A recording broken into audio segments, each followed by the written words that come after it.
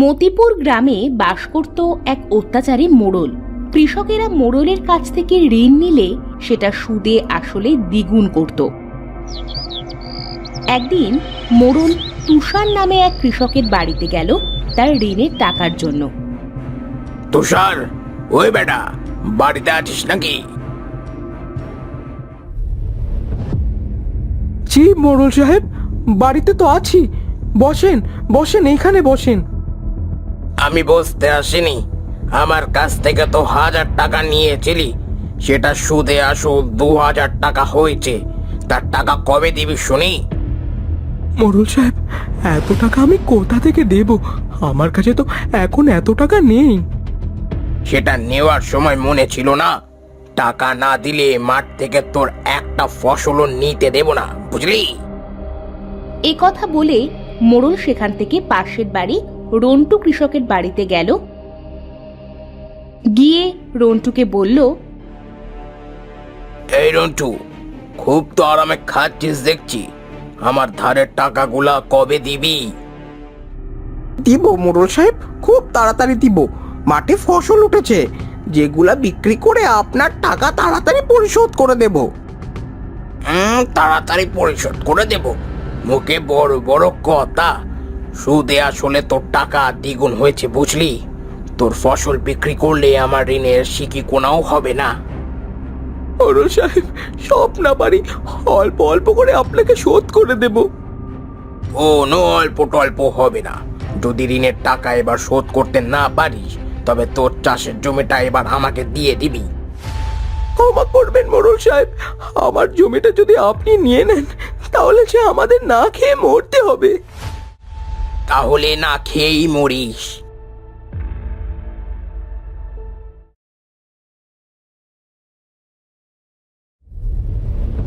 এভাবে মোড়ল যাদের কাছে ঋণের টাকা পাবে সবার বাড়িতে গেল। পরের দিন তুষার ও রন্টু মাঠে গিয়ে একে অপরের সাথে ঋণের টাকার কথা বলে দুঃখ করছিল। এমন সময় সেখানে দীনেশ এসে বলে, কিরে ভাই রন্টু, তোদের মুখটা এমন ফ্যাকাশে দেখাচ্ছে কেন? কি হয়েছে? বউয়ের সাথে ঝগড়া করেছিস নাকি? না রে ভাই, কাল মোড়ল সাহেব গিয়েছিল বাড়িতে, তার কাছ থেকে ঋণ নিয়ে গত বছর ঘরটা করেছিলাম, আর আজ এসে বলছে সুদে আসলে নাকি ঋণটা দ্বিগুণ হয়েছে। হ্যাঁ ভাই, আর বললো যদি এবছর আমরা ঋণের টাকা শোধ না করি তাহলে আমাদের চাষের জমিটা নিয়ে নেবে। দিন দিন মোড়লের অত্যাচার গ্রামে বেড়েই যাচ্ছে। আমাদের সবাইকে এর একটা বিহিত করতেই হবে। ঠিক বলছো ভাই, না হলে এই মোড়ল তো এক সময় আমাদের পায়ের নিচে পিষে মারবে। আমার কাছেও গিয়েছিল মোড়ল, আমার চাষের জমিটা সে কিনতে চায়, কিন্তু আমি সোজা না বলে দিয়েছি। খুব ভালো করেছো ভাই, তোমার জমিটা একবার নিতে পারলে কিন্তু আর টাকা দেবে না। আমি কি এত বোকা নাকি? তোরাও কোনো চিন্তা করিস না, আমরা গ্রামের সবাই এক হয়ে মোড়লের বিরুদ্ধে প্রতিবাদ করব। এখন তোরা বাড়ি যা। সবাই যে যার মতো বাড়ি ফিরল।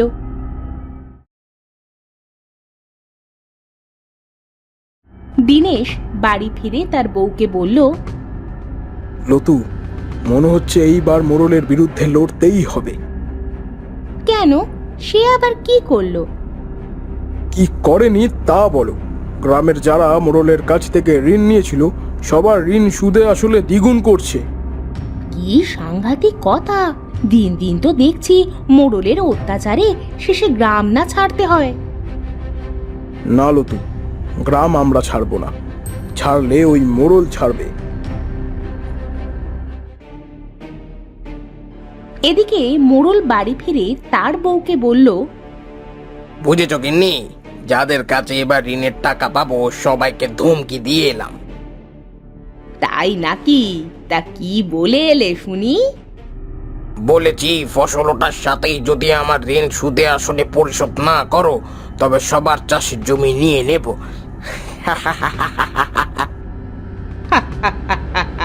তাই নাকি? খুব ভালো করেছো, খুব ভালো করেছো। তা এবার কিন্তু সীতাহারের ওই 7 সেট সোনার গহনা আমাকে গড়ে দিতে হবে। দেব গিন্নি দেব। কৃষকদের কাছ থেকে সুদে আসলে টাকা উঠিয়ে আসল রেখে দেব, আর সুদ দিয়ে তোমার গহনা গড়ে দেব। ও মা, তাই নাকি? তাহলে তো খুব ভালো হবে। এবার সীতাহারের 7 সেট পরে আমি বাবার বাড়ি যাব, বুঝেছো? ঠিক আছে গিন্নি, এবার তোমাকে খেতে দাও। খিদার জন্য পেটটা একেবারে চোচো করছে। এদিকে দিনেশ গ্রামের সবাইকে নিয়ে মোড়লের বিরুদ্ধে কথা বলছিল। শোনো ভাইরা, আমাদের মাঠের ফসল তো আর 2-1 দিনের ভেতরেই উঠে যাবে। ফসল ওঠার সাথেই মোড়ল কিন্তু বাহানা করে আমাদের ফসল হাতানোর চেষ্টা করবে। আমরা গ্রামের মোড়লের অত্যাচার আর সহ্য করব না। এবার থেকে একটা ফসলও আমরা মোড়লকে দেব না। দিনেশের মোড়লের বিরুদ্ধে প্রতিবাদ করার কথাটা মোড়লের কানে গেল। সে তো বাড়িতে হুঙ্কার ছাড়ল। চাষির বাচ্চা চাষি, এত বড় সাহস! তুই আমার বিরুদ্ধে প্রতিবাদ করিস? তুই সোজা হয়ে দাঁড়াবার আগেই তোর মাজাটা আমি ভেঙে দেব। পরের দিন মোড়ল কিছু মানুষ নিয়ে গেল দিনেশের বাড়ি। দিনেশ, এই দিনেশ, বলি বাড়িতে আছিস?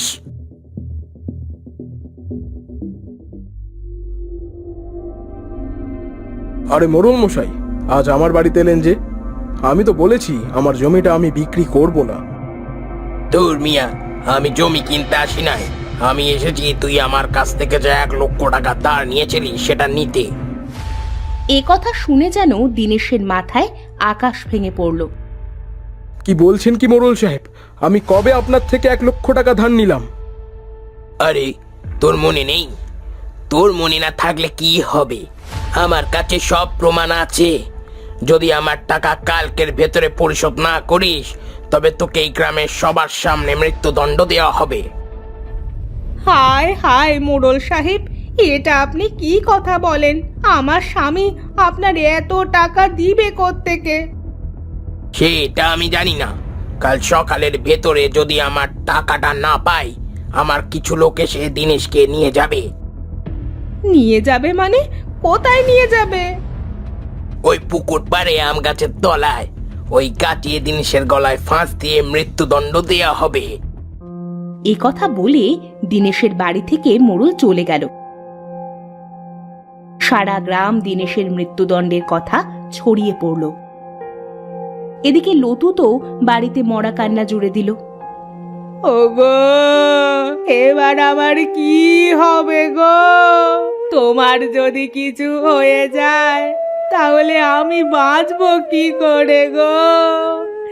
এত টাকা তুমি কোথা থেকে দিবে?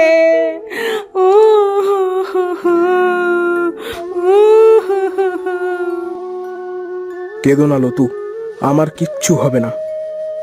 এমন সময় তাদের সামনে একটা বুড়ি এসে হাজির হলো। বুড়িটা লতুকে সান্ত্বনা দিয়ে বলল, কাঁদিস না লতু, আমি থাকতে দিনেশের কিচ্ছু হতে দিব না। তুমি তুমি আমাদের নাম জানো? তোদের নাম ধাম আমি সব জানি। কাল যখন মোড়ল দিনেশের মৃত্যুদণ্ড দিতে যাবে, তখন দেখিস মোড়লের অবস্থা আমি কি করি।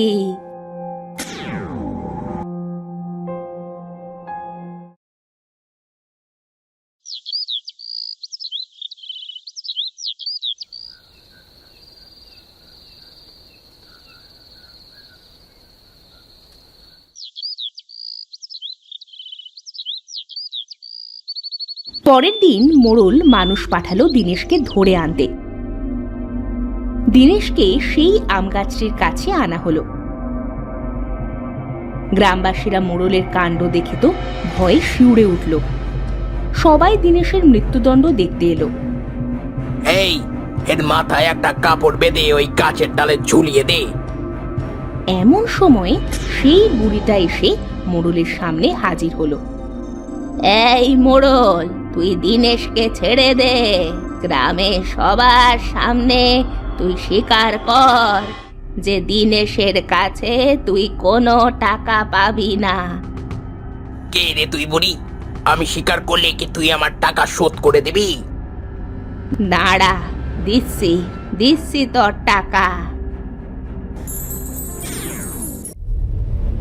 এই কুত্তা, যা দেখি এই মোড়লকে এই গ্রাম থেকে বের কর, যেন আর কোনোদিনও এই গ্রামে ঢুকতে না পারে।